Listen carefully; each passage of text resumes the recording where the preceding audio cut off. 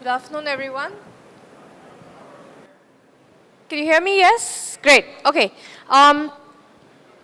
Quick question. How many of you believe that your business is a brand? How many of you believe your business is a brand for which people will pay a premium?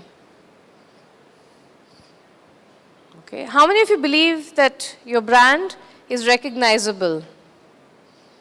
Awesome. Very good. But there was a slight drop in hands from question 1 to 2 to 3.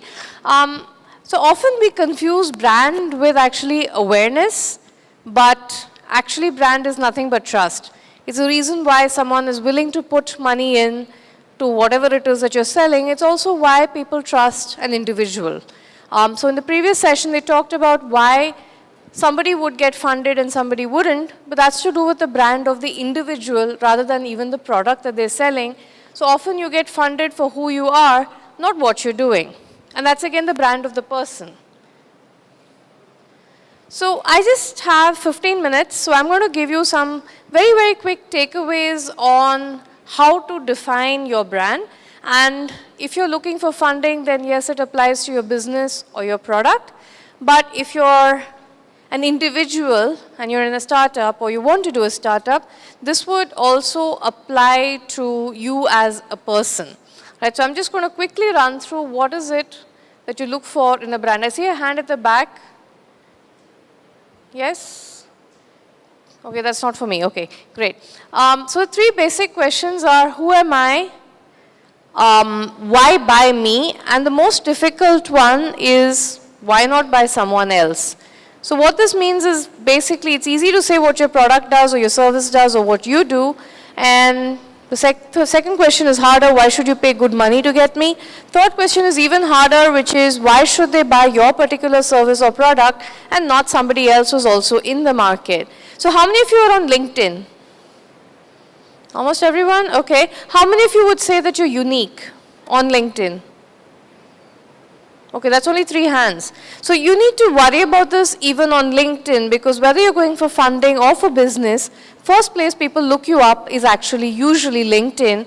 And if you're not unique there and you can't answer these 3 questions there, it's hard. And avoid phrases like visionary, catalyst, business expert. People don't buy from those kind of people. They buy them from people with normal titles like MD, CEO, Chief Operating Officer, that kind of stuff, right? And it has to answer the why you should choose this company and not someone else. So as a marketer, I will always say that the route to building a successful business is that you first have to have mind share. So when someone says your name, people should have heard of it, right? You don't have to explain who you are, what you are, it's mind share. Second step is market share. So if everybody's heard of you, then obviously lots of people should buy from you. Third is, of course, once you've got market share, you can do a lot of stuff to get the profit share. In today's world, anyone name successful startups that have actually followed this route? Any? Zoho.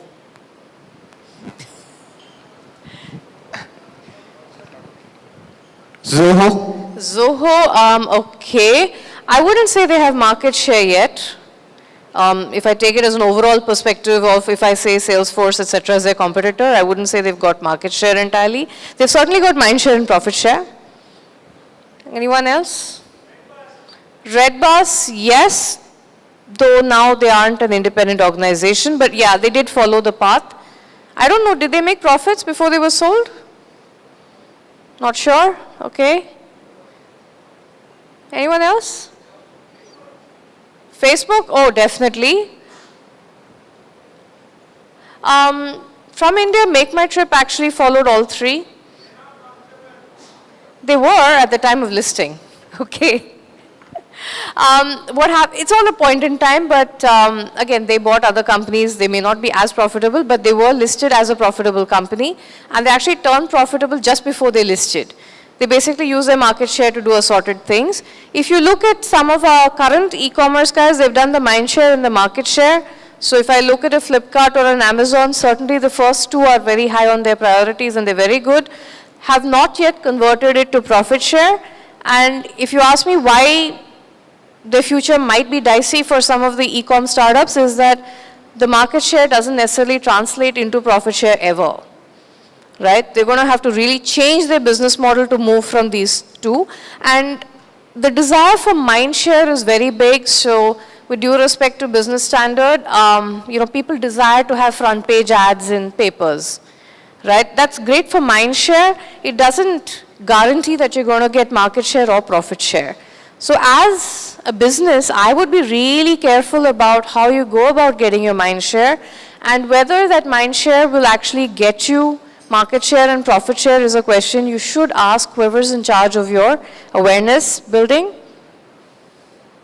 I have a very simple model. Again, like I said, I don't have that much of time on the session. So this is a simple checklist. So people come to me and sometimes say, hey, how do I actually figure out, is my product good to go to market? Now, I usually decline this saying I don't actually know anything about your industry, so it would be wrong for me to comment on it.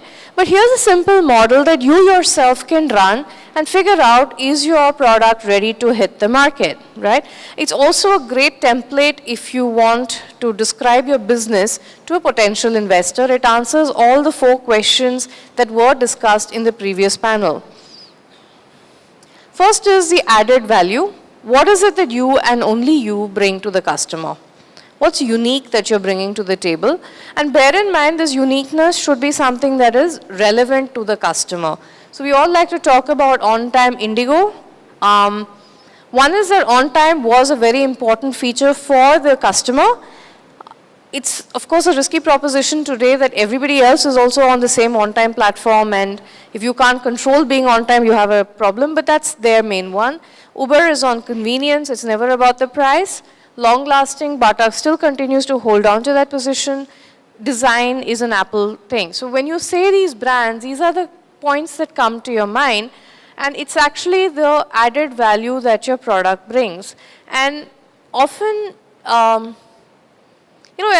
we like to say many things. All of us would like to say that our product does this and that. It's a best-in-class X, which reduces price and also delivers efficiency. Most of your company mission description statements will have at least 3 attributes for your brand, but this makes it difficult for your potential customer to actually figure out what your brand does. So it is a risky proposition, no doubt, but on the other hand, if you go with 3 attributes, no one remembers any one of those things, right? So think about it and see what is the one thing that your offering does better than anyone else, and put that bang onto all your communication material. So I actually did go see the booths, and most of them just had this name, very obvious, and this long standee with a lot of stuff that they do. But if I was just browsing through, I didn't actually see a single sentence that said, if you have this problem, I can solve it for you. Or if you want speed, come to me. If you want efficiency, come to me. And I'm actually a customer of Happy, quite a happy customer for the last 3 months. They also do not have a single sentence saying what is it that they deliver to me as an SMB, which is essentially it's a payment solution and it's fast, it's efficient. It didn't actually say that, it said a whole bunch of other things, right? So simplifying your added value makes a lot of sense. The behavioral change, how easy is it to use you?